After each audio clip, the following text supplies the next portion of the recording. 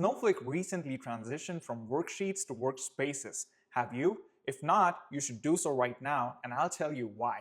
Workspaces gives you a pretty holistic view of all the objects that you need to look at when you're actually coding, and it makes your work super efficient. So you can take a look at the standard workspace, the worksheets, and you can also take a look at the database explorer, the query editor, the database objects that you're working with, and you can open up as many of these as you want and take a look at all the columns that you need while you're writing your query. Makes my work super efficient.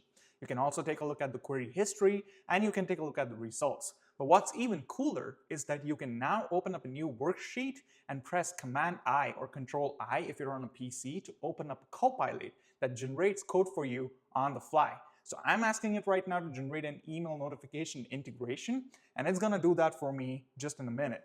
And there you go. You can choose to either accept it or reject it. What we're going to do is use that integration to create a procedure and send emails outside of Snowflake.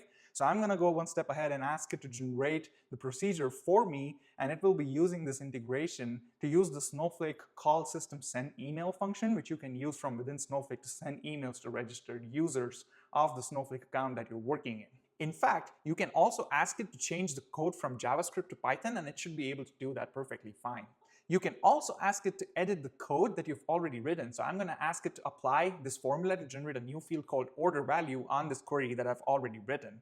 And let's see how it does. So there you go. Seems like it did some changes. And if we go down and check the code, seems like it also did the aggregation that it needs to do to make sure the query works perfectly fine, which is pretty great because I did not ask it to explicitly do that. Let's go ahead, accept it, and run this code and see whether we see a new field inside of the results that's called order value. And voila. So it's a pretty cool feature. It's a pretty neat trick. It will make you super efficient. You can focus on tasks that are important and leave the mundane menial jobs to AI. Isn't that how it's supposed to be? Follow for more.